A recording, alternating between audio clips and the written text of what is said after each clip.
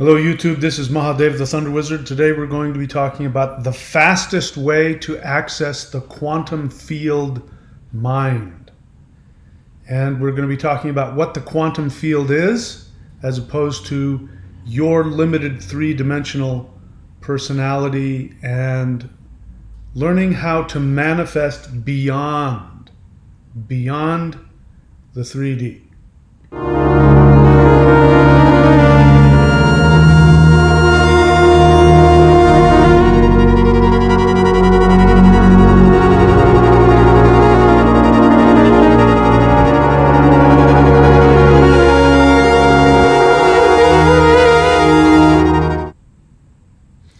Okay, so today we are going to be talking about how to go beyond 3D, and we are going to once again tap into the path of Odin, which is dying to the false self.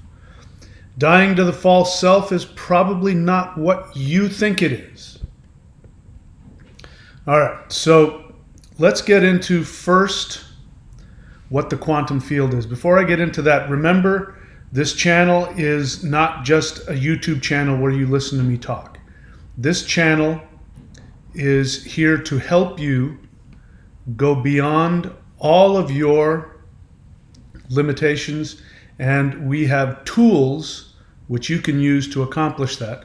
We've got the thunderwizard.com. Go there, subscribe to the Warrior 90-Day Challenge, which will give you access to the most powerful spiritual energy practice. I've combined Chi power, Kundalini, and the lightning center of the heart.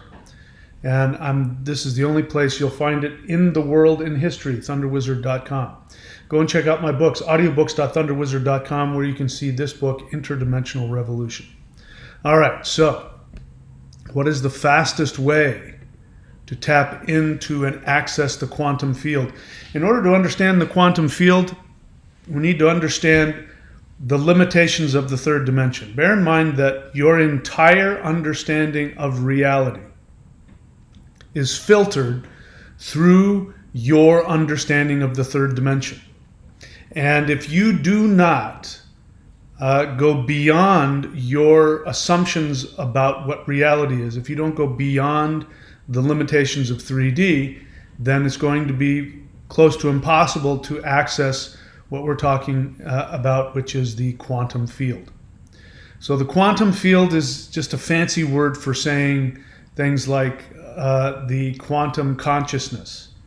You can call it God if you're a spiritual person, if you're a religious person. It is the fundamental framework from which all of the multiverse comes from. So it's the blueprint. You're living in a built society. So think of 3D as a building. And for the time being, we'll think of it as a structure, a firm structure. It's a building, but that building couldn't have been constructed without the blueprint. The blueprint tells the workers exactly what to create, what to build. And so the quantum field is that. The quantum field contains the blueprint not just for what already exists, but for anything and everything, infinite numbers of realities that could exist and will exist and have existed. It is all recorded in the quantum field. 3D, what we experience, what you're experiencing right now, is tied to the fourth dimension of time. So it is incredibly important to understand that time is something we must also go beyond. You cannot manifest if you are stuck within 3D space-time.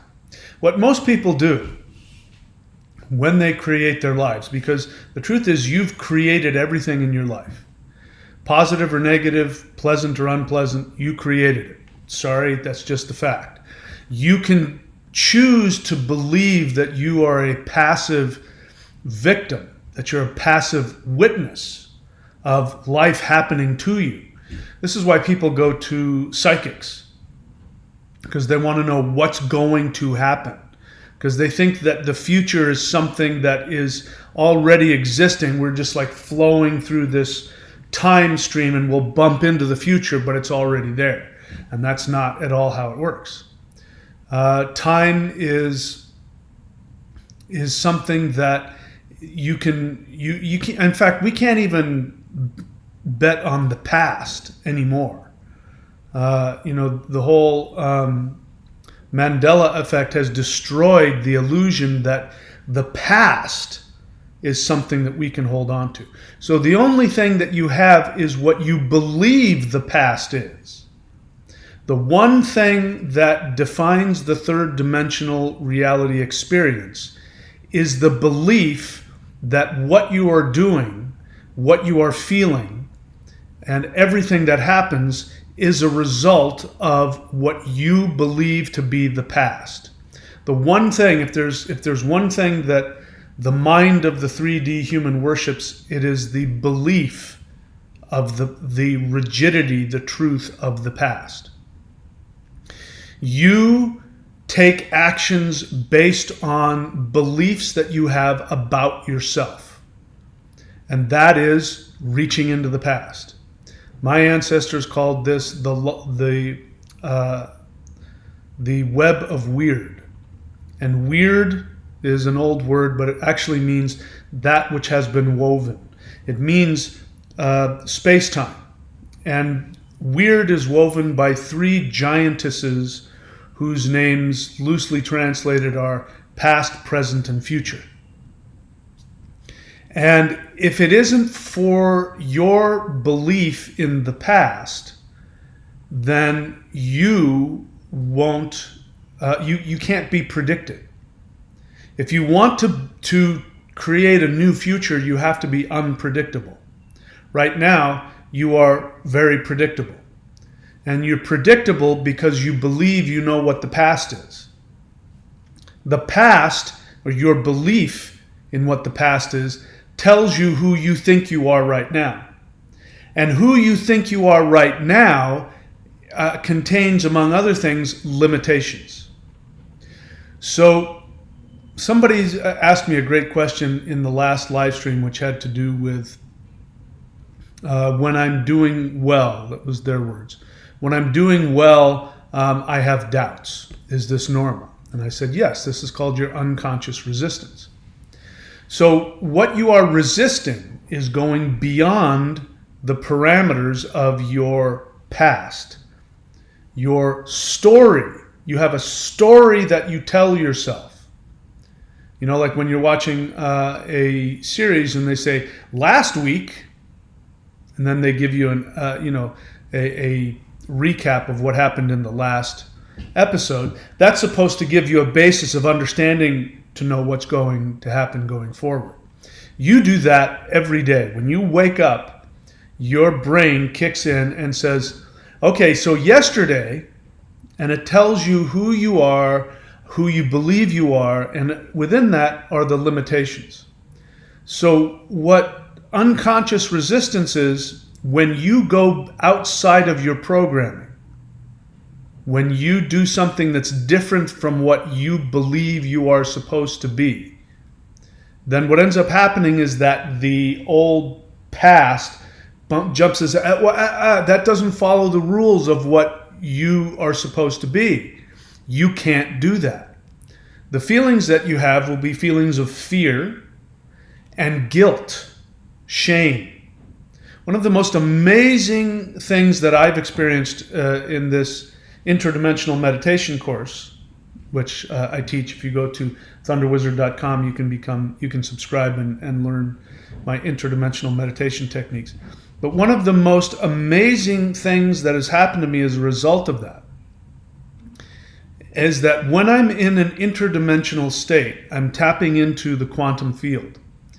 And what happens is the quantum field communicates with me and tells me what I am capable of doing, which goes so far beyond the limitations that I have within my mind, that during the meditation, I can see it and experience it. But then when I come back into my 3D body, the first thing that happens is my 3D mind kicks in and starts telling me why I can't do that, why I can't be that. And if that's not enough, then my 3D brain will start shaming me and telling me, if you try to do that, you will be betraying the human race. You will be destroying the world, literally. And that lets you know what your world is. Your world is nothing more than a program in your brain telling you what to be and what to do. So when you experience going beyond your programming, you're now in a position where you can access the quantum field. The quantum field does not have any limitations. The quantum field is not defined by time. You are defined by time. You tell people your age, you tell people who you are, you tell people, one of the things that, in terms of, if we're going to talk about age here, I'm 59 years old. And I've noticed a difference just since I've got back here to Australia. I seem to be getting younger. At least when I look at myself, I look younger and younger to myself. And part of the reason for that is because I like being here. And this is where I want to be. So the definition of who I am starts to change and my body starts to respond to that. But one of the things I've learned about aging is that age-related illnesses, if you go to a doctor is going to start telling you a list of diseases that you're more likely to get as you get older. And when you really look at them, it turns out that these diseases have nothing to do with age. What they have to do with is they have to do with your body's response to your to the conflict within you. So for instance, arthritis, right? If I give you the name arthritis, you automatically think of it as a thing that exists that happens to old people. Oh yeah, their joints hurt. But what is arthritis? The word arthritis simply means inflammation of the joints. That's it. It doesn't mean anything else. It doesn't mean, like for instance, if we're talking about people dying of old age, the telomeres have run out of things, the cells no longer are able to replicate, and that has nothing to do with disease. That's just, you hit your expiration date and your body stops, replicating itself, and then your body falls apart and you die. But up until that point, there is no such thing as age-related illness. What there is there are conditions that are a result of the person having been in conflict for decades. This is what I'm finding. And as I've gotten older, but when I hit 40, I had tendonitis, and when I hit 50, I had this and I had that. And each one of those things I was able to overcome, every single one of them. And the only thing that I found out is that these age-related issues were intrinsically tied to my perception of the time that I have been in conflict over a certain something. And the longer that you're in conflict with something, that then becomes so it breaks out of its boundaries and your body starts to express it. It becomes a physical expression of an emotional, psychological state that you can no longer keep in check. If you're 20 years old, you're in conflict, but you've only been in conflict for 10 years, so your body's able to handle it. But if you have that, just to give you an example, if you're 20 years old, if you're 30 years old, the things that really bother you now about yourself, the conflict that you have about who you are, what you want to accomplish, I have to be successful, I don't have enough money, I'm not good looking enough, I have to have more love in my life, I have to have this, I have to have that, I have to have a better job, I have to have a good career, all of those conflicts within you what's going to happen is they're not going to go anywhere until you realize that it's nonsense. What'll happen is in 30 years, you're going to have that same conflict. But over those 30 years, the intensity of that conflict you won't be able to hold it in anymore, or you won't be able to act out on it to release the tension. This is what happens to men, especially. When men hit the age of 39, I know because it happened to me when I hit 39. I've seen it happen to other people. When they hit the age of 39, right about there, they go through this. They go through this stage where a lot of them get sick. A lot of them have physical ailments that they can't get past. They start to go on medication, and they start to become very depressed. And they start to realize that at age 39, they were supposed to have accomplished this. They were supposed to have, started their career and achieved something and become successful. And at age 39, if they haven't achieved it, they start to have this feeling that it's never going to happen, because 40 represents middle age. And if you haven't achieved it by middle age, you're a loser, you're unsuccessful. And that conflict gets so big that they can't control it anymore. And then you have people talking about age 40, then they start having all of these age-related back aches, they have this, they have tendonitis, they have that. They start getting on medication, they have heart issues, they have cholesterol issues. All of this stuff is nonsense. I'm here to tell you, as a 59-year-old man, it's total nonsense. I'm on zero medication, zero. I take lots of vitamins and ginseng and things like that, and I don't do things like drink alcohol or do stupid things to my body. But I'm here to tell you that people my age, there are people they have these stacks of prescription medications, and all those prescription medications are designed to do is to cover over the symptoms of the physical expression of their internal conflict. So your internal conflict is you fighting against the memory of who you think you are and what you're supposed to be and what you're supposed to do. And you are in a no-win situation. Because, number one, if you don't accomplish what you think you're supposed to be, what you think you're supposed to do, you're going to be in conflict. You're going to hate yourself. But on top of that, if you do something that goes beyond the limitations that you believe are true about you, then you will be in even greater conflict. And then you will end up, like I said, what happens to most people as they get older.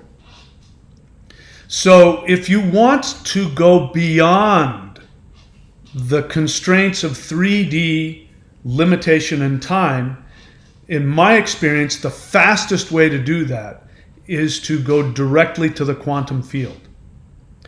Now, there are some caveats. The quantum field, there is no time. So time doesn't exist in the quantum field. The other thing that doesn't exist in the quantum field is your personality. Quantum field doesn't have a personality. So if you go in with my name is so-and-so, I am this, you won't be able to get past 3D. The time will stop you. So if you're somebody that's been struggling with your meditation and you don't feel that you go deep enough in your meditation, you can't get past your self-critical mind, that's time that is stopping you because you believe what time tells you. Time tells you your name is this, you were born in this country, your family did this, you are this is what I'm good at, this is what I'm bad at, I'm this old, I'm whatever it is. These are all stories. In fact, you can't have a story. In fact, the word history, in English, history means the past. But in other languages, when you want to talk about listening to a story, they call them histories. In Spanish, if you want to hear a story, it's called a history. It means time. Without time, there's no story.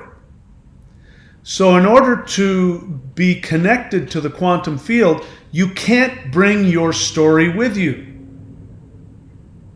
All right, emotions. Your emotions are physical responses to your story. Your thoughts are intellectualizations about your story. You know, getting off topic here, but in Interdimensional Revolution, I strongly recommend that you get it, especially the Audible version.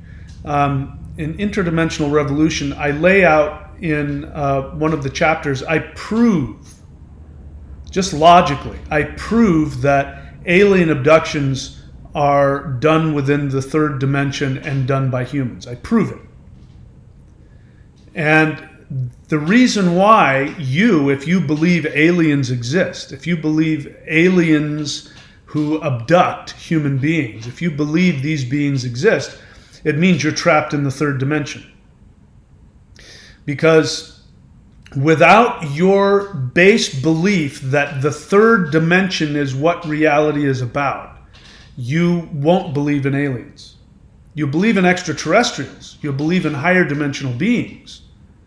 But these beings are beyond 3D space-time. If you haven't tapped into the quantum field, you won't even be able to contemplate beings that exist beyond 3D space. You might think you do, but you won't. So to enter the quantum field, we have to go beyond our emotions. We have to go beyond our identity. We have to go beyond our past, which means we will have to go beyond our limitations. Now, the difficulty here is that human beings don't realize that they believe their limitations are keeping them alive. I'm going to repeat myself. Human beings believe that their limitations are keeping them alive.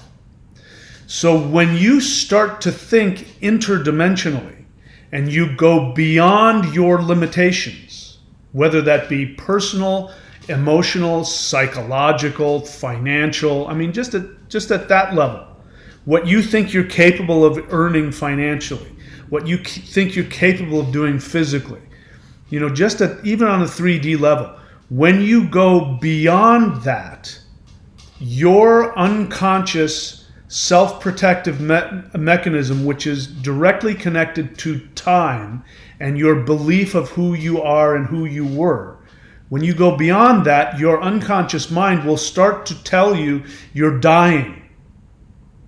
And it will do it in either by making you afraid or filling you with disbelief. Cognitive dissonance is a big one. Cognitive dissonance is when your instincts are telling you one thing and your brain is telling you another, and you can't decide which one is true. It's a state of trauma. So your cognitive dissonance will kick in. And in order to accept the larger truth about yourself, the truth that you are much more than you believe, the truth that you are infinite, the truth that you are divine, the truth that you are in fact God, the truth that you are not bound by the third dimension. When you go beyond that, you will experience negative repercussions. So the fastest way for you to be able to go beyond that is to, in fact, go beyond the third dimension. Because when you leave the third dimension, you're no longer bound by the fourth dimension, which is time. You must be beyond time. When you go beyond time, I mean, think about it now. Let me ask you a question. Who were you before you were born? Do you know? Do you remember? You don't remember, do you? Why is it you don't remember who you were before you were born? Because before you were born, you were not in time. You were outside of time. Once you entered into three-dimensional time, you then had a memory. And your memory is limited to the third dimension, which is why you can't remember anything before, probably age 4. You can't remember anything. You can't remember who you were in a previous life. You might have instincts about who you were, but you don't remember it like you remember yesterday, the day before, last week. Because your brain, your mind, is a chronometer. People think their intellect, their thoughts, they're going to be able to think their way into a better living or in more spirituality. But all you're doing is you're going through the time records in your brain. You're just looking at time. You're flipping through all the different, timestamps in your brain. It's not telling you anything except what has occurred. And then you go, well, last week when this happened, I couldn't do this, so therefore I can't do this now. You go based on what you believe happened in the past. You were told by your parents, in order to be lovable, you have to meet everybody's needs. You have to fix everybody. You have to be this. You have to be that. You can't do this. You can't do that. That has become part of the chronometer, the past telling you who you are now. But I'll give you another example. This was somebody close to me, and their mother became old and became senile. And so his mother was in the hospital. And what would happen is his mother would go in and out of senility. And when she forgot who she was, like she wouldn't know who anybody was, she'd go, "Who are you?" Like she wouldn't recognize her son. She wouldn't recognize people that she's known. She didn't know who she was. When she was in that state of not knowing who she was or who anybody else was, she was very sweet and very loving, and people liked being around her. She was a really beautiful person because she was coming directly from her soul. She didn't have a chronometer because she didn't remember time anymore. She couldn't remember anything. So the chronometer wasn't telling her who she was or how she was supposed to feel or how she was supposed to react. And then when she would remember who she was, she would then become actually physically violent. She would hit people and throw things, and she was cruel and mean because she had a memory of who she was supposed to be. So this is what you do every single day. And if you want to be like Odin, you want to die to yourself, dying to yourself doesn't mean what you think it means. It doesn't mean dying to your ego. By ego, you most likely think my selfish desires. So you think you have to die to your selfish desires, and that's false. What you have to die to is who you think you are, who you've been told you are, and who you tell yourself on a daily basis who you are. You have to die to the limitations of who you believe you're supposed to be, who you believe you are. And you must be willing to live through the shame, because you believe that you're doing a good thing by keeping your identity, by keeping your limitations. When you go beyond it, you will feel, as I said, like you're betraying the human race. You're destroying the world, is how it will feel. And you'll feel guilty. And if you listen to that guilt and you go back to the limitations of who you think you are in order to feel safe, and in order to feel better, and in order to feel loved, then you will stay within the third dimension and you will not get to the quantum field. So, I'm talking around the problem now. Now you know what the problem is. There's a very simple solution, and it's simply to do interdimensional meditation. And I'll give you the basics of it. It's very simple. In fact, it's the most simple meditative practice I've ever come across. And it's you put yourself in a relaxed state of mind. The easiest way to do it is to lie down. To lie down and breathe and put yourself in a relaxed state of mind. That's all you have to do. Just relax your mind and your body. Your 3D brain will still be aware of your physical surroundings. Your 3D brain will still be aware of your physical surroundings. You'll still be able to hear. You'll still be conscious. But what you're going to do is you're going to take your energy body And your energy body is going to leave 3D space-time. And you're going to have a shamanic journey, but you're going to stay conscious. You're not going to have a vision. This is why, people who take hallucinogens, they do tap into the quantum field, but it's not the best way to do things, and it's, not only is it destructive to the body, but it also doesn't give you any, in my experience, you can't bring anything back from that and use it. Whereas if you do interdimensional meditation consciously, then you can use the tools and the awarenesses that you achieve along the way.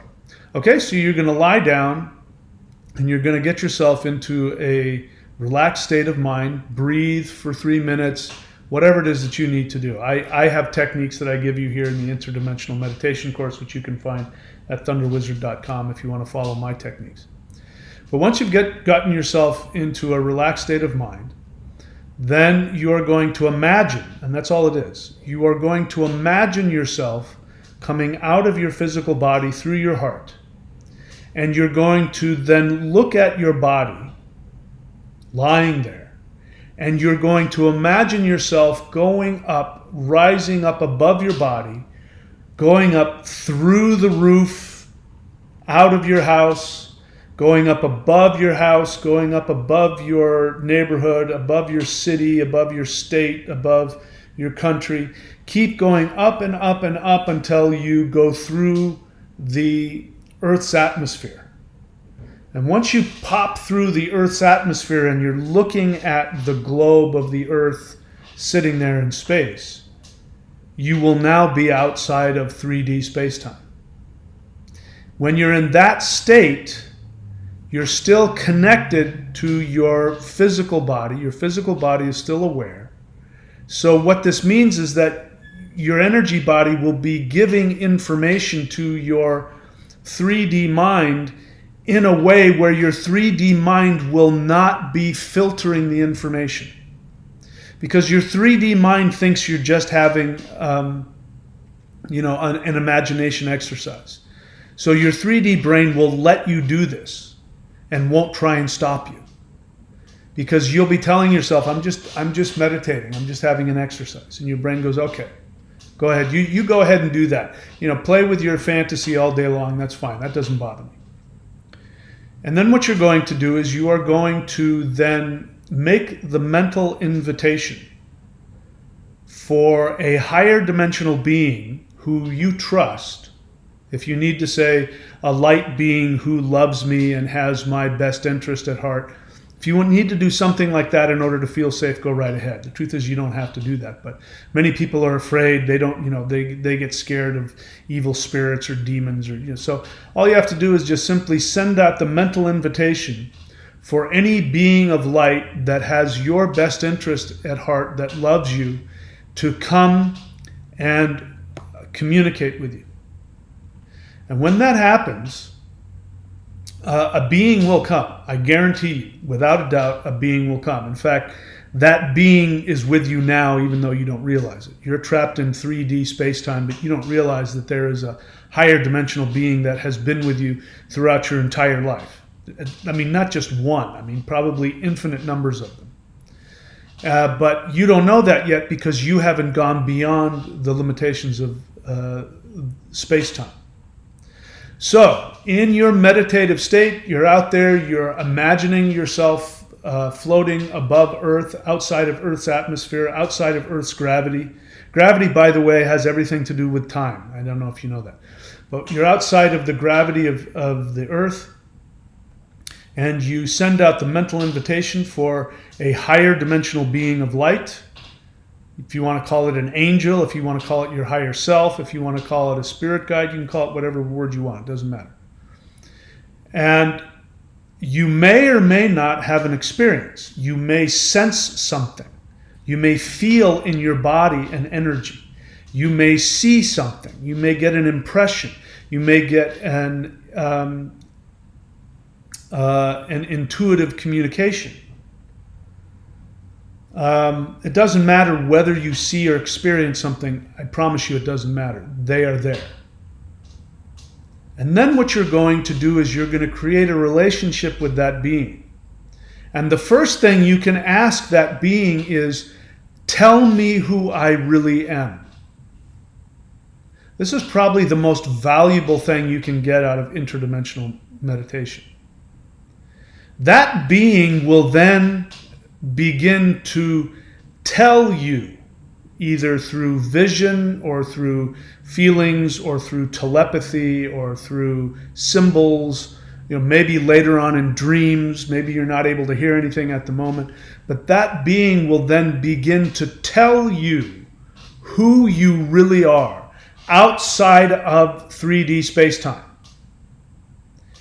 And depending on how attached you are to your fears, how attached you are to your identity, how attached you are to getting love and approval from people, society, family members, depending on how attached you are to all of that, your higher dimensional guide will begin telling you truths about yourself that begin to go beyond the memory program you have of who you think you are.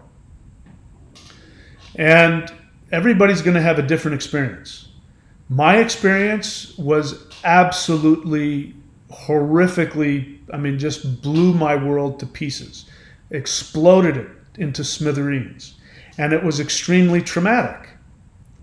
And what was traumatic about it was, ironically, being told unbelievably positive things about myself that were beyond my capability of accepting. Like, I couldn't accept that was who I was. It was so unbelievable. And yet I knew that even in my greatest egotistical fantasies, I could never have come up with the things that were being told about who I was in the interdimensional plane. And then what these beings started telling me was how I could integrate that truth into 3D space-time. And that's when things started getting really interesting and strange and frightening. Because if you are able to tap into the quantum field, which is what these beings are here to help you do, when you tap into the quantum field, everything you think you know about reality goes away. And every single one of us literally has the ability to completely rewrite reality. Completely. Whatever you can imagine reality is, you have the ability to create that. Think about dinosaurs. The world used to be covered with dinosaurs. That's a fantasy now. We can't imagine, things like that now. What happened, there was a time when that happened. That was going on. And this is, in case you don't know why the Mandela Effect has happened. The Mandela Effect is here to let us know that history is not real, and that our present reality can instantly change to anything you can possibly imagine. But the caveat is that it only works when you're connected to the quantum field. And the quantum field is not accessible to you if you are operating from your identity of who you think you are. And so in my experience, interdimensional meditation is the fastest way to tap into the quantum field, at least temporarily, so that you can then imagine yourself differently, imagine the world differently, imagine everything differently. You can imagine your greatest joy. And then, even if that's completely impossible in the current world that you live in, you can choose to create a world where it is possible. So the last thing I want to talk to you about, which is something that I share in my book, if you go to audiobooks.thunderwizard.com, you'll see the shamanic secret commandment to a perfect life. And I recommend that you get that book. It's I recommend you get all my books, but definitely get that book and read it. If you can master what's in that book, you'll be able to accomplish anything you can imagine. And in that book, what I talk about is finding your soul desire. So the most important thing is to learn what it is you truly want. And this is the most powerful tool for creating your reality. Knowing what you want. Desire creates reality. All right, I said I was done, I was lying. But one of the words for our earth, for our 3D reality, is called Maya. Maya is a name of a deity. It's a name of a goddess. It's the name of the goddess, the creator, who created our three-dimensional reality. Her name is Maya. Maya means illusion. Now, there's two kinds of illusion. The illusion that you're familiar with, if I talk to you about the Matrix and, breaking through the illusion of the Matrix, you're going to have a negative, as well you should, a negative view of what illusion is. The illusion of, all the garbage that's being continuously fed to us, the lies that are being fed to us. That illusion. That is a bad illusion. That's negative. But in terms of Maya, the illusion of Maya, that is not bad. Because the original three-dimensional reality that we are meant to live in is supposed to be a Disneyland. It's supposed to be this three-dimensional Disneyland where you get to interface with a three-dimensional physical body. Your desires, your physical desires, your desire for beauty, your desire for love, your desire for happiness, your desire for comfort, your desire for sex. All of these desires are vehicles through which, in the third dimension, your soul experiences its joy. And the soul knows that it's here on vacation. It's in Disneyland. It is in illusion. It is in Maya. It's a video game. It's virtual reality. The soul knows this. So as long as you know that you're living in this beautiful illusion of sensual experience and love, you can then express your desire. You can express your joy. This comes out through art. Right? It comes out through doing things that bring joy to other people. That's how you know you're operating from your joy. If it gives you joy, it's going to be beneficial to others on some level, on a spiritual level. Right? Selling meth and making a lot of money is not operating from your joy because you're not helping anybody. But if you create a beautiful piece of art, and you allow other people to view it, they will experience it and they will get joy from that as well. So the point I wanted to make is that desire creates illusion. The good kind of illusion. So when we talk about a heaven on earth, we are talking about our soul's desire to experience and create a beautiful Disneyland, a beautiful three-dimensional Disneyland. There's nothing wrong with 3D as long as you are spiritually connected. There's nothing wrong with it. We currently live in a very disconnected world, which I talk about in other videos. So that part isn't so good. So 3D, when you're disconnected from your soul, 3D is hell. It is a hell. You're trapped in it. It controls you. But if you actually are controlling it, what creates every new manifested reality is your desire. And that is why Lakshmi, for example, Lakshmi, the goddess, is also seen as Mahalakshmi, the great creatrix, the creator of the universe. And she creates out of her desire. So there's nothing wrong with desire. This is where religion has destroyed you. Because religion has told you that your desires are wrong. Even New Age, spiritual, everything is love and light. People think that they have to be without an ego and without desire. And that is nonsense.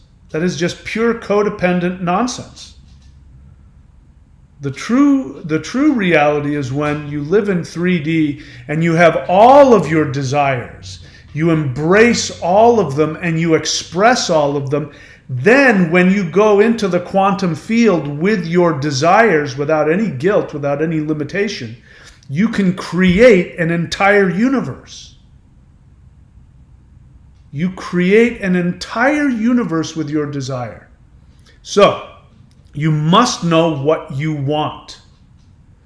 And in that book, The Shamanic Secret Commandment to a Perfect Life, I explained to you how to figure out the difference between your true desire and your programmed desire. Your programmed desire will limit you, and a lot of people don't know the difference. They don't know the difference between the desire that's coming from their soul and the desire that's been imposed upon them. They can't tell. And that is something that has to be experienced. But the fastest way out of that is interdimensional meditation. Because when you go into interdimensional meditation, you don't have any filters, and the higher dimensional beings begin to reveal to you your true essence, your true desire. It will completely obliterate what you believe to be true about you. And in fact, the first thing that will happen, if you have an experience when you have an interdimensional communication experience, the first thing that will happen is your brain will go, did that just happen? Did I imagine that, or was that real? And that's because your program is trying to talk you out of it. That's the first thing that will happen. It will say, that's not how I programmed myself to be, so that can't be real. I think I imagined that. Anyway, there you go. So if you want to learn how to do my version of interdimensional meditation, you can go to the Interdimensional Shamanic Meditation course, which is at thunderwizard.com. You go up here, go to thunderwizard.com, and I recommend you subscribe to the Warrior 90-Day Lightning Qigong. That will give you access to everything. That will give you access to the most powerful energy system in the history of the human race. And it will give you the ability to open up your heart and your heart mind. It will raise the vibration in your body on all three energy levels, Chi, Kundalini, and the lightning center of the heart. It will also give you the ability to raise the vibration of your cells so that when you interact with these higher dimensional beings, your body will be able to tolerate that higher dimensional energy better. You will be more able to make the 5D shift, which is coming. It's already in process now. It's happening. That's why everybody's flipping out. And you will have access to the Interdimensional Meditation course, which I just got through talking about. You'll have access to the Manifestation Mastery course, which will tell you how to interact with Maya 3D illusion and use it to literally treat it like a vending machine where you can tell it what to create. And then you'll have access to the mastery of shamanism. If you want to go back to the very basics of how all this stuff works, you'll have all of that for the price of a video game. In fact, I was yesterday we were talking and I was saying what I always say. I don't understand. I've got 23,000 subscribers, and I certainly don't have 23 subscribers to the 90-day challenge, which doesn't make any sense to me. And somebody said they had been waiting a while and then they did it, and that the price for the 90-day challenge is the same as buying a video game. And I said, yeah. And I know that there are no shortage of people on here who aren't subscribed to anything, but they go out and buy video games at least once a month. So you owe it to yourself to give it a try. You can unsubscribe whenever you want. I guarantee you won't find anything like it anywhere in the world. Guaranteed. And of course, we've got audiobooks, and you can go to courses.thunderwizard.com. And I have not turned it off. I still have Solar Flash package, solarflash.thunderwizard.com.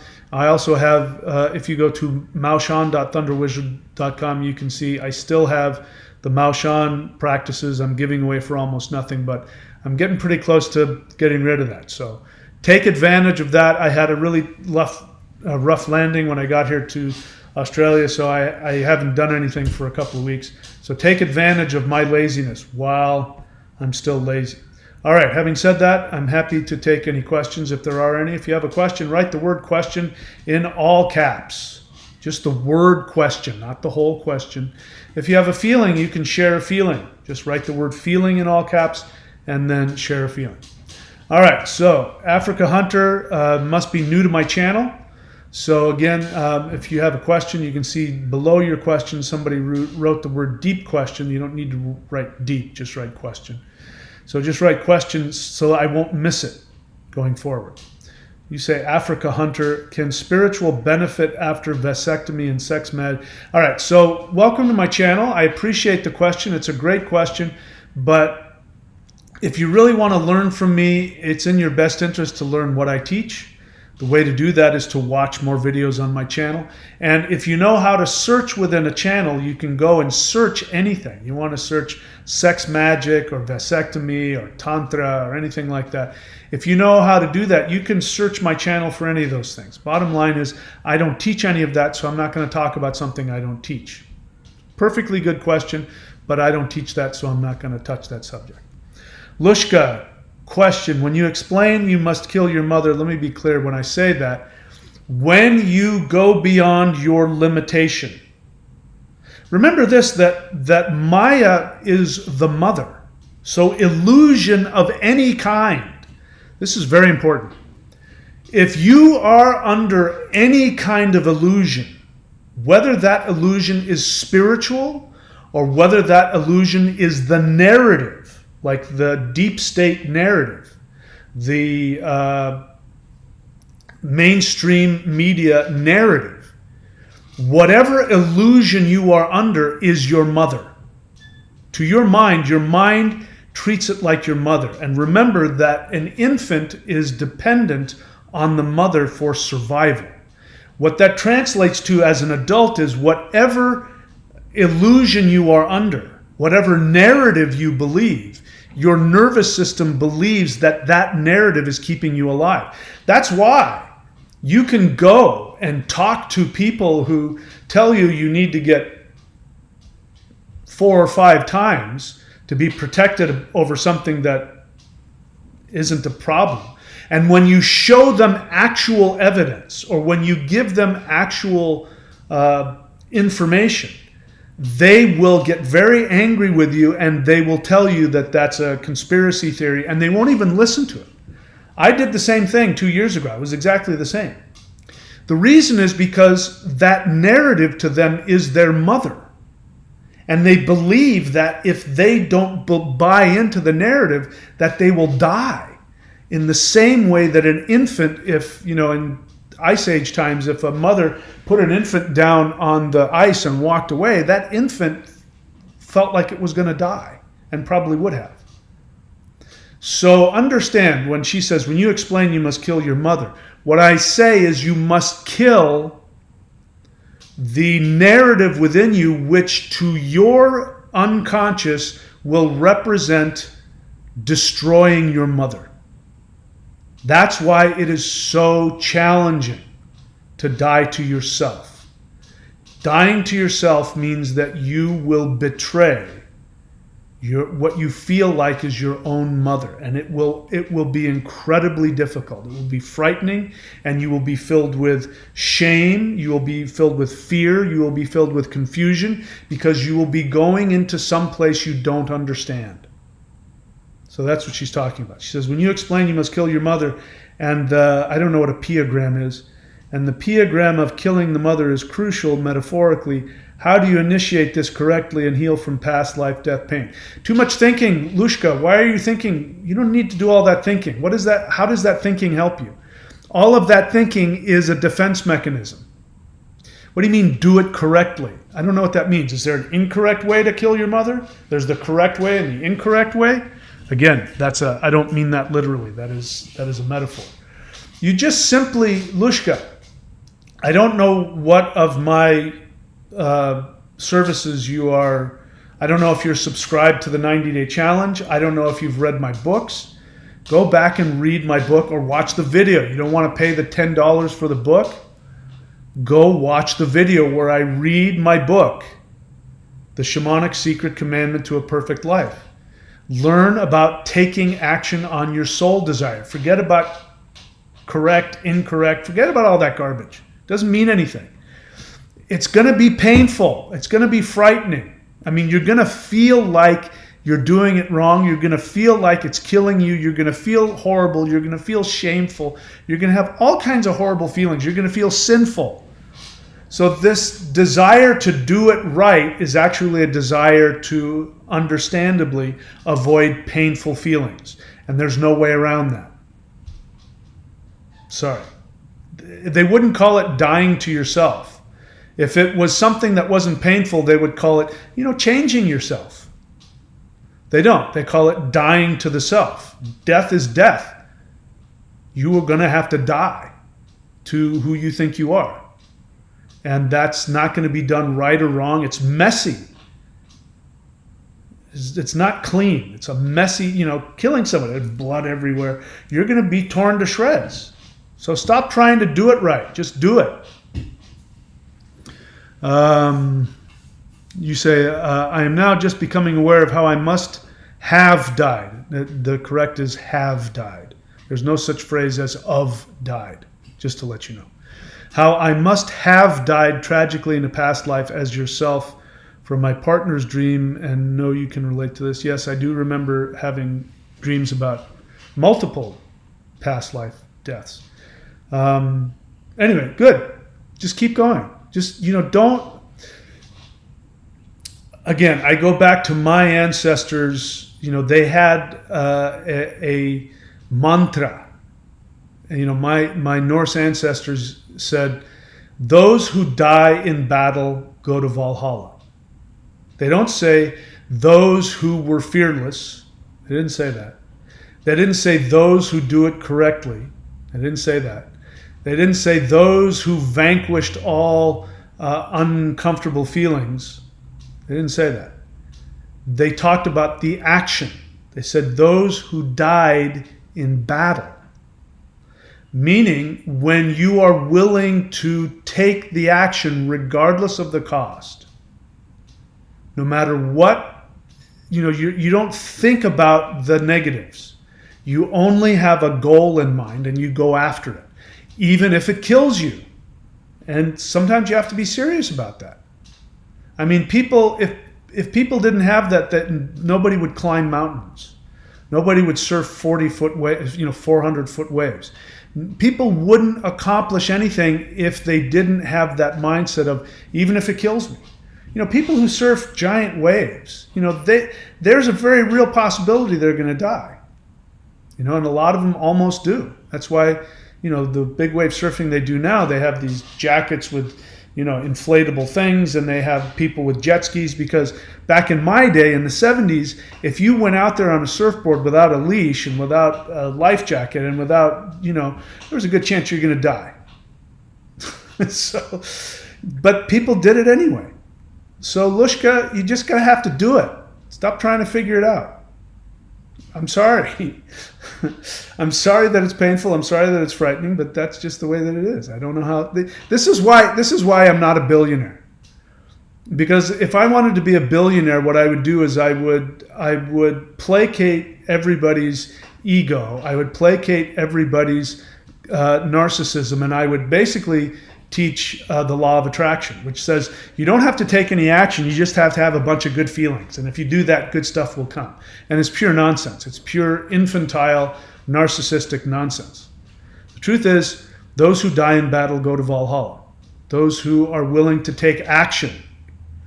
Now, bear in mind, you won't know what action to take until you do some interdimensional meditation. When you find out what it is you truly want and you see who you truly are, then you will take actions to create that reality. You will take actions to line yourself up with who you see yourself to be. The fact that you have some uncomfortable feelings in the process is meaningless. Don't get me wrong. You should have your feelings and you should talk about them, which is why I tell people to share their feelings.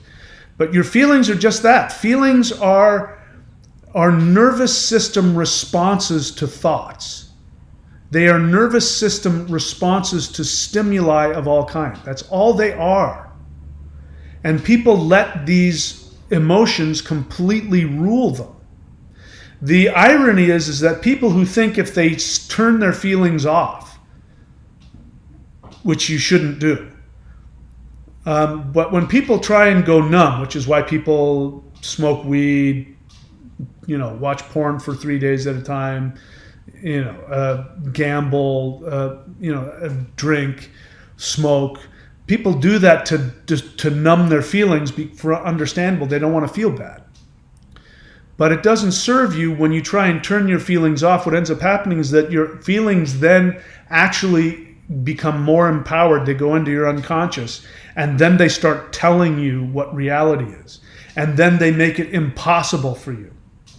If you have unconscious feelings, if you are not aware of your feelings will dictate what you do. This is what's going on with mentally ill people, like borderlines and people with NPD. These are people whose emotions are so deeply buried in their unconscious that their feelings actually control all of their actions. So you don't want to be one of those people. But the reality is it's messy. You have your feelings, they're intense, but you consciously know what the correct action is. You don't think you can go through with it? I understand that. That's what this is for.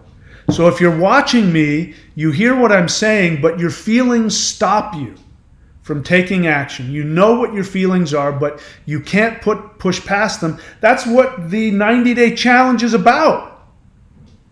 So that you can gain power to take actions you wouldn't normally be able to take. Again, I don't know why all 23,000 of my subscribers aren't subscribed to the 90-day challenge. I don't understand it. I don't understand people who don't want the very best. I especially don't understand people who don't want the best and want it inexpensively.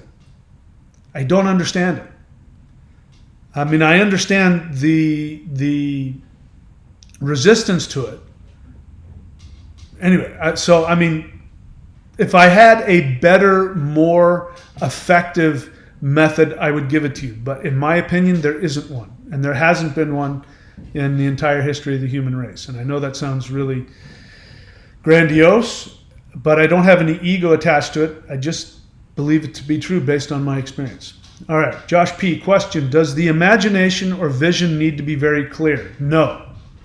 Is there exercises to make this imaginary more vivid? No, it doesn't have to be vivid. I'm blind when I do it. When I do the interdimensional meditation course, I literally can't see anything. I have to work really hard just to kind of imagine that I see the earth, but it's the intention that matters. And when I intend that I'm leaving Earth's atmosphere, I try and create a vision, but it's my intention, my clear intention that I'm leaving Earth's atmosphere. When I say, when I reach out and I say, are there any beings of light out here that want to talk to me, I usually don't see anything. I sometimes will feel them, like there will be a higher dimensional jolt in my heart center. I can feel that. But even when I don't feel that, I know that they're there. How do I know that? If you guys want to know, go back and watch my video from a few months back where I say, how I became an extraterrestrial. And you can see me having a physical experience with an invisible higher dimensional being, and my radio's going nuts and I'm flipping out. And I didn't see anything in that meditation either. I didn't feel anything. I didn't have a clear vision. All I did was have a clear intention, and I made the request, and the being showed up. So the same is true. You don't realize. You're trying to use your 3D mind to create a 3D experience. That's what you say when you say you want to have a clear vision. You want to have a vivid imagery. That's only in 3D. But you're going into a completely different realm. Some people do have clear visions, but it's just, it's just your brain interpreting something that can't be interpreted. So it doesn't matter whether you see something or don't see something. So drop that. That's a big stumbling block right there. And I can tell you, because when I do it, I'm literally a blind man, just kind of groping around in higher dimensions. But it works. What else? Timothy Zoll question. When doing energy work, shamanic journey, CE5, I've been using music, usually drums or Nordic stuff. Do you ever use music in your practice? I don't, but there's nothing wrong with it. See, the thing with me is I must have been like a master musician in a previous life, because I have a brain where there's music, literally 24 hours a day, 7 days a week. There is a song going on in my brain all the time. I can't turn it off. So when I do CE5, there's always a song. It might be something I heard on my iPhone. It might be a song I remembered. It doesn't matter. It could be Madonna. It doesn't matter. There's always a song going on in my head. So whether you use music or don't use music, it's just there to make you more comfortable. And if it makes you more comfortable, which allows you to commit to the intention, that's really the only thing that matters. Josh P., it's amazing to me that you're even asking this question. I've only read the first few words, and I'm absolutely amazed that you're even asking that on my channel. But let me read through it before I perhaps eviscerate you publicly. You say, will psychedelics like mushrooms help me achieve this meditative state, or should I avoid them? Also, how many sessions do you think true beginners will take to reach the quantum field? All right. Will psychedelics like mushrooms help me achieve this meditative state? No. What mushrooms will do, people on mushrooms do tap into the quantum field, but as I said, it's not helpful. What ends up happening is that, number one, you become, first off, just the symbolism of it will keep you trapped. The symbolism is that something outside of you gives you the ability. Are you trying to tell me that you don't have an infinite soul? You're saying that when you take mushrooms or anything, LSD or any kind of external chemical, whenever you do that, you are reinforcing the belief that you are trapped in 3D space-time. You think that something outside of you gives you something. The only thing that mushrooms do is they release DMT. Now, there's a misunderstanding about DMT. The truth is that your brain is continuously releasing DMT all the time. The 90-day challenge, Josh P., are you subscribed to the Warrior 90-day challenge? Are you doing the meditations? Because if you were, you would be releasing large amounts of DMT through your brain and your nervous system, and you would be, in fact, creating a greater reservoir, and there would be no side effects. When you take mushrooms, there are side effects. You're force feeding. It's like opening your throat and shoving, stuff down your throat. You are force feeding DMT into your nervous system. Your brain sees that and then stops production of DMT. So the end result is that, yeah, you might have an experience. Number one, you won't be in control of that experience. You won't know most of the time how to interpret it. And then when the mushrooms wear off, your DMT level, your natural DMT levels will go down below zero. So you'll be at a deficit. This is why people who do drugs keep doing them, because they have to bring that level of, in this case, DMT back up just to be normal. So no, it's not a good idea at all. It's child's play. Mushrooms and ayahuasca are part of sacred traditions. Those traditions are extremely ancient. The Vedics and the Taoists, thousands of years ago, used to use psychedelics. In fact, the Soma, you hear the Vedics talk about the Soma.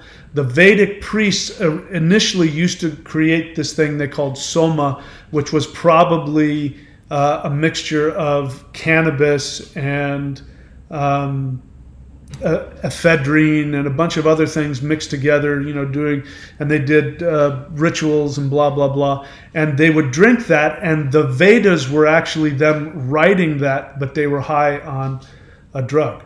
But what ended up happening is then higher dimensional beings started teaching these yogis yoga and meditation and mantra and kriya yoga and things like that, so that they could create within their body the DMT. And now nobody in Vedic knows what the soma was. They know they used to drink it, but they don't need it anymore. Same thing with the Taoists. Thousands of years ago, Taoists used to use all kinds of shamanic herbs and things like that to get high and have an experience. And then they started learning to do Neigong and Qigong. And now they create it. And the bottom line is, when you do these practices that I teach you, when you do them, your body will start creating DMT. And not only will you have more DMT in your system, you will stay conscious. You won't be in an unconscious, altered state, not knowing what's real and what's not. You will be fully conscious and aware. Your experiences will be far more powerful. And on top of that, you will have zero side effects. Not only that, but your body will be strengthened from it. You take mushrooms, you're weakening your body. You take ayahuasca, you're weakening your body. Those things should be done once or twice in a lifetime, and those for people who can't break through their 3D barrier, just to get cracked open. That's the only reason for that. So I'm actually shocked that you're asking that question. It means that you haven't really put time and effort into my channel, because I talk about this all the time. So no, drop that whole mushroom nonsense. Go start doing the Warrior 90-Day Challenge. Guys, seriously, there's no excuse. Josh P., are you doing any of that stuff? Maybe you are, maybe you're not. I don't know. But all of you who are on my channel, you listen to me whenever I come on, and you haven't put the effort into any of this stuff. Why are you chopping your toes off? I don't get it. All right. I hope that answered your question. Moving on. Vincent.thunderwizard.com, honest feeling. Today is one of those rare days where I actually woke up feeling really happy, grateful for the good days. Most days I spend trying to get myself recalibrated. The 90-day course helps.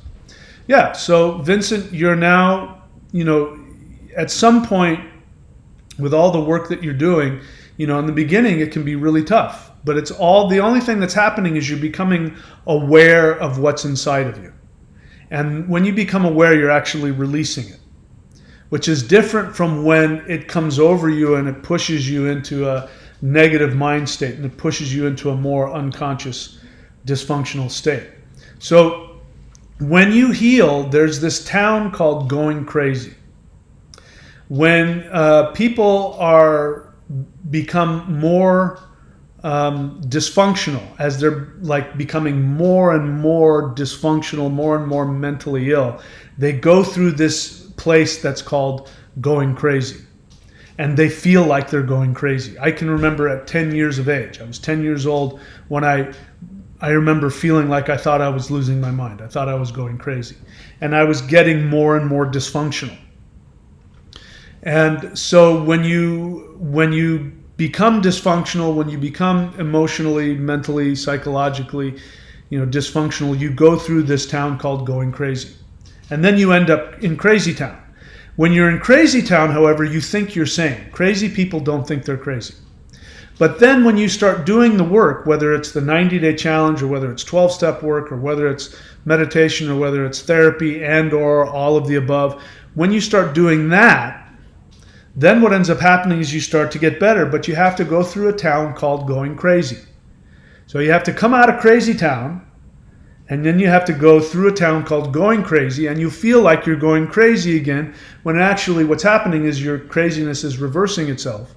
And then you'll end up in a healthy, sane town, which is where we all want to be. So you're going in the right direction. You just went through the town called Crazy Town.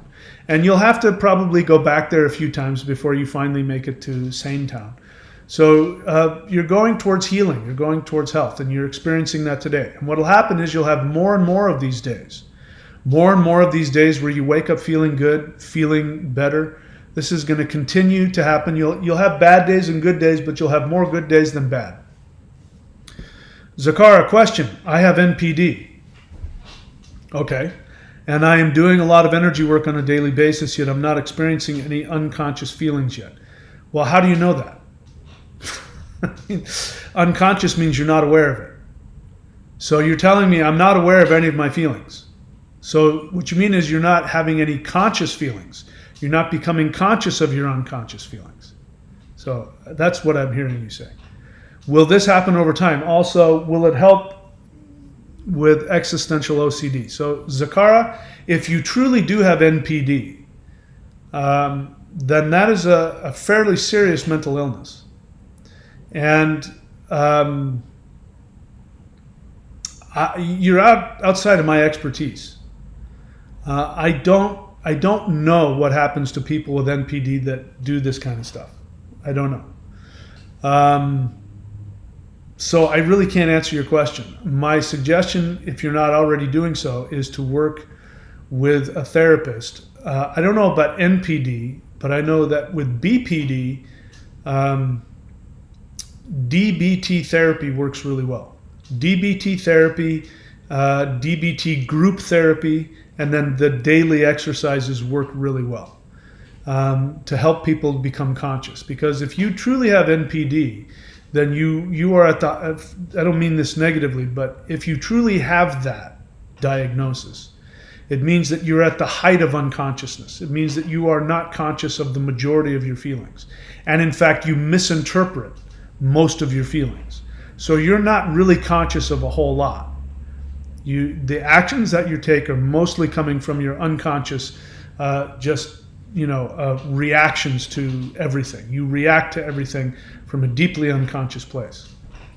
So you're doing a lot of energy work. I don't know if that helps you or doesn't help you. I can't imagine that it hurts you, so keep doing that.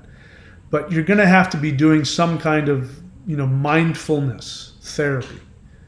So outside of that, you're out of my area of expertise. I can't help you because I just don't know enough about how to heal somebody from NPD. So anyway, I hope that helps. I'd be interested to hear how your experience is, if doing these practices help you to become, the bottom line is if you have NPD, you're not only destructive to yourself, but very likely you're destructive to other people.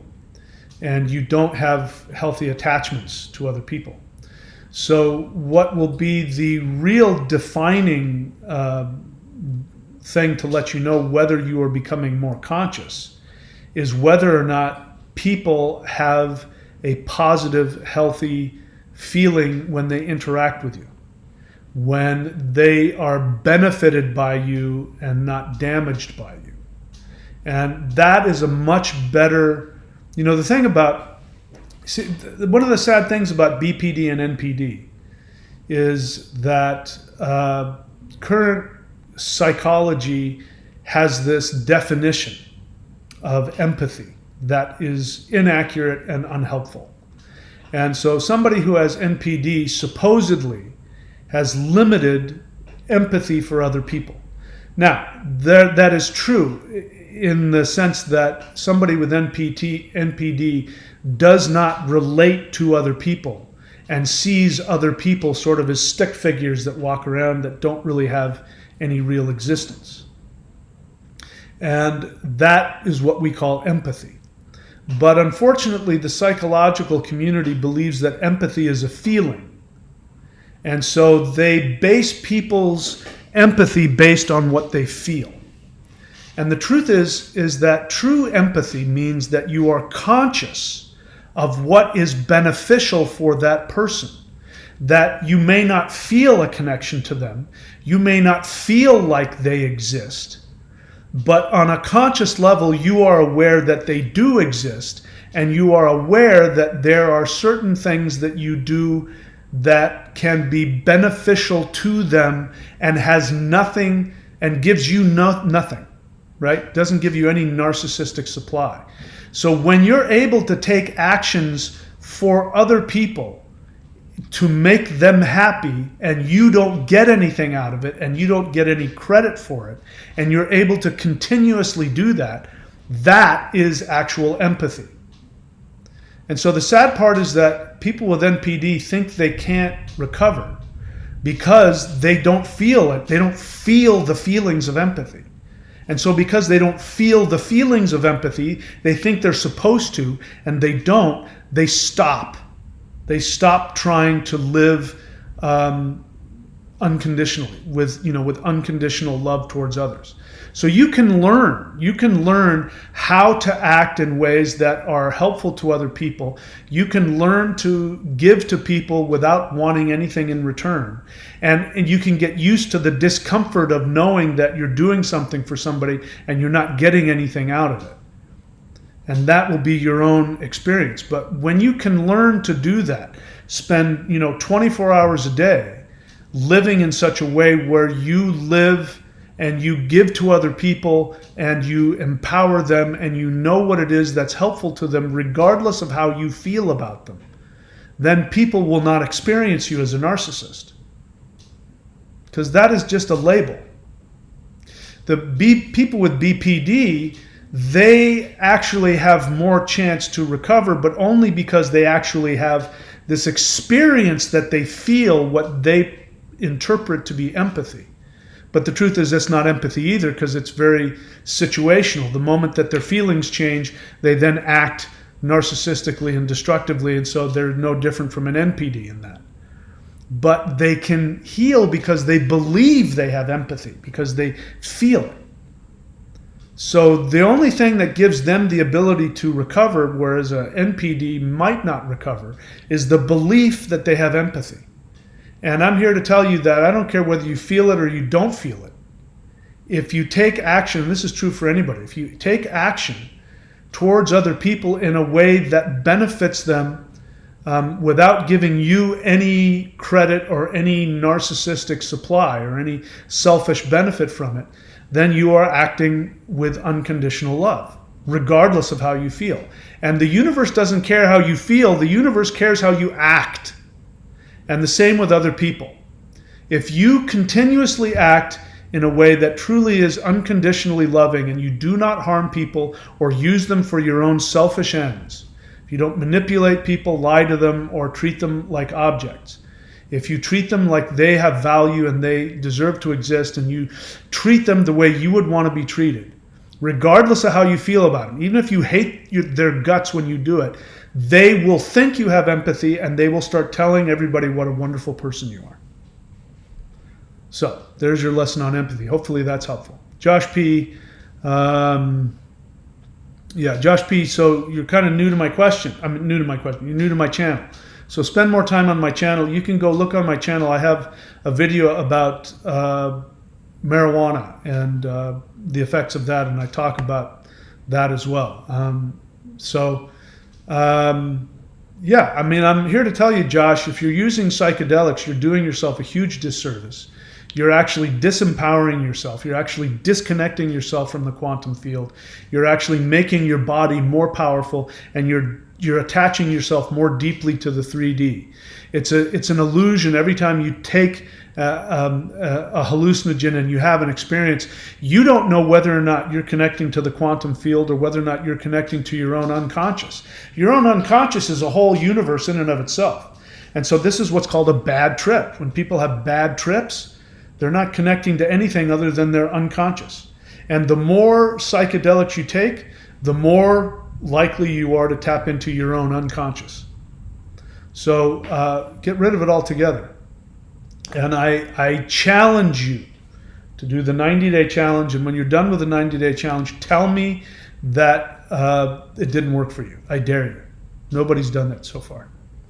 Anyway, what else? Nothing else? I don't see any other questions here. Okay, so that's it for me, guys. I guess if there are no questions, I guess we're done. All right, thank you so much, guys. Look, again, this channel is about doing the practices and gaining the energy. Take advantage of the tools I give you. Whether it's you just go onto the playlists and you get the free stuff, Or if you actually, instead of buying a video game, instead of buying, a coffee at Starbucks every day for the next month, instead of buying that bag of weed, instead of, buying that 6-pack, that case of beer, instead of doing all that, subscribe to the 90-day challenge. I dare you. I dare you to do it and then come back and tell me it didn't work. You won't, because nobody ever has. That's it for me, guys. I wish you all the best. Thank you so much, and I will see you all next time.